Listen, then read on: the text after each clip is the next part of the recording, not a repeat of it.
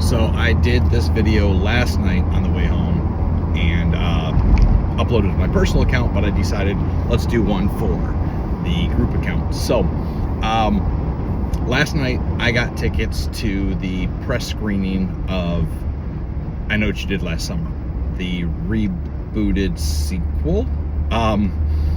Yeah, so how I got the tickets, really crazy. Randomly on Facebook, I see a post by Tampa Bay Comic-Con. They're like, hey, free tickets to the movie. Sony's sponsoring it. So I'm like, no way. Click on the button. Here's 2 free tickets. Well, about 2 hours before the show, I get an email that says, by the way, we overbooked the show so that we make sure that the theater's packed.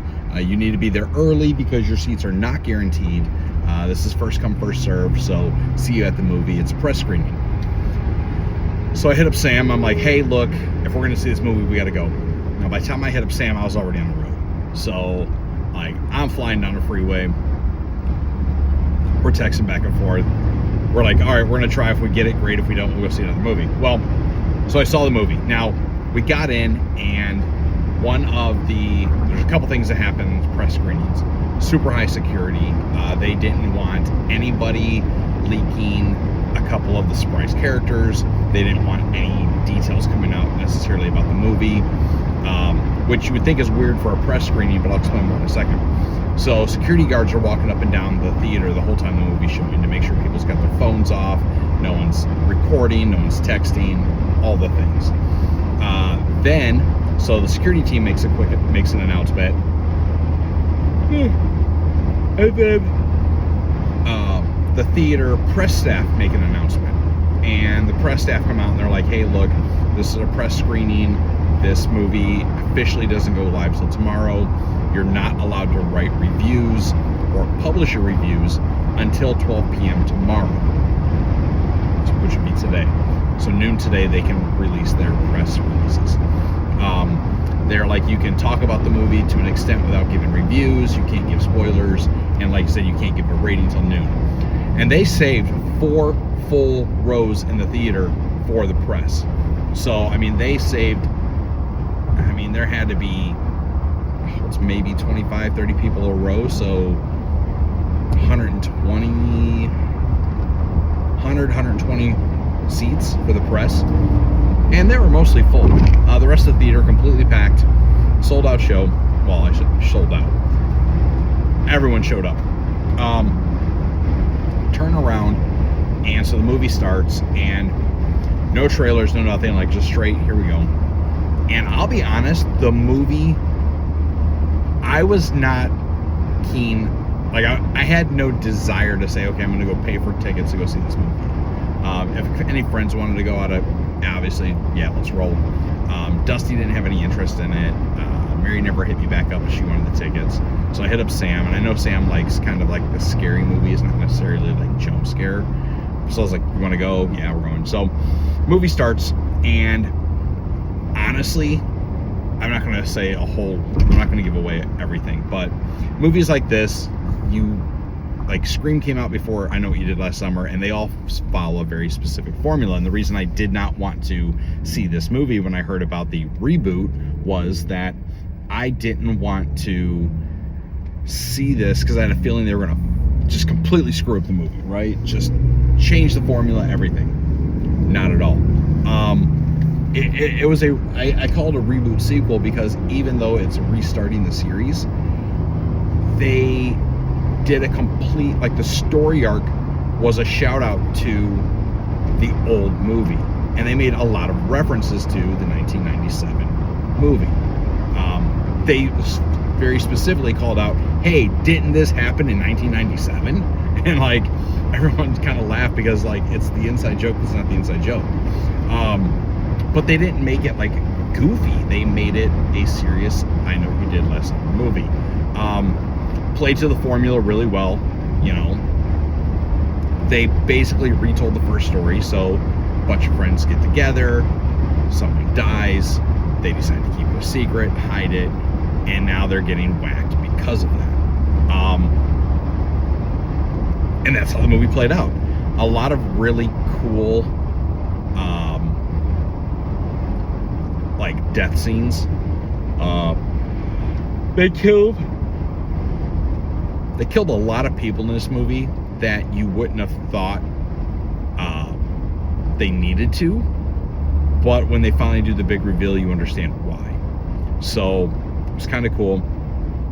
A lot of good red herrings, a lot of good, like, oh, it could be this guy. Now, if you've seen any of these movies, whether it be I Know What You Did Last Summer, Scream, you always know that the killer is somebody that you've been introduced to the movie. They're not just some random person at the end of the movie. You're like, oh, cool.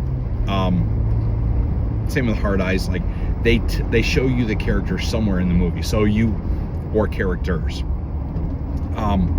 So it was very fun to go through and say, okay, can I guess the killer? Like, they introduced this person at a particular time. Why? What was their intro? Like, did the intro play to why or how this person could be connected to the death? Could be the killer, right? So there are a lot of good red herrings. There are a couple of people they introduce and you're like, oh, I bet it's because of blah, blah, blah, right? So you're like, okay, maybe. Or yeah, definitely. It's definitely got to be it. Because you've seen enough of these movies that we know that they pretty much follow a very formulaic process. And there's a lot of horror movie tropes, right? And it follows the tropes too. So everything you know about these style of horror movies comes into play, and luckily they wrote it in a way that it really did kind of keep you guessing. I'll spoil a little bit. There are two killers, just like there were in Scream, just like there were in all the other movies. I can't remember if the original had two killers or not. I remember so little about the original because 1997, dude. So I will spoil that. There are two killers, but I picked one almost dead on. I was like, you know what? They introduced this character. This is exactly why. Like, it would be too easy, but at the same token, it makes a lot of sense. It would change a bit of the formula, so I'm picking this guy. Then, of course, again, I always thought my memory says that the first I Know What You Did Last Summer only had one killer, so I was like, okay, that's the guy. I put my money on it. Told Sam, I guess him. And then we're like, oh, well, it could be her. Oh, well, it could be. And I'm like, dude. So, like, after the intro, like, it had me second guess myself who the killer was.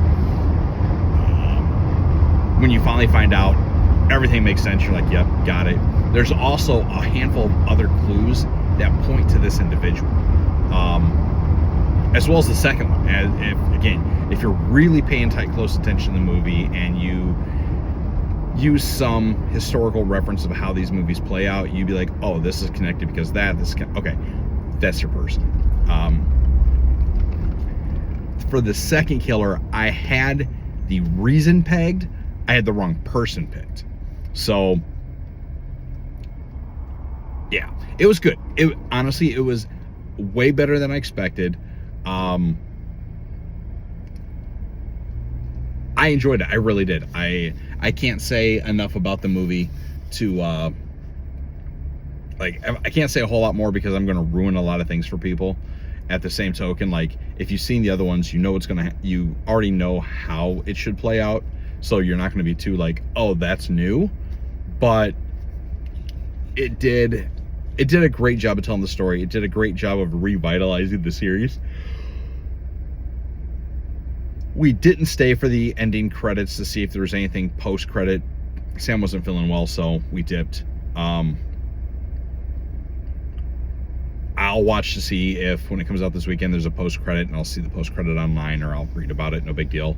But yeah, good movie. Go see it if you'd like to. I Know What You Did Last Summer. If you like the Scream series, if this is your kind of flick, definitely go see I Know What You Did Last Summer 2025, because you couldn't have asked for a better kind of reboot. Like I said, they played it very well, where they took it serious to say it's a serious movie, but they absolutely incorporated the fact that this movie's been done before. So if you've never seen it, now it gives you something to go back and watch. It was good. That's all I can say. It was good. So go see I Know What You Did Last Summer, and let me know what you think about it in the comments.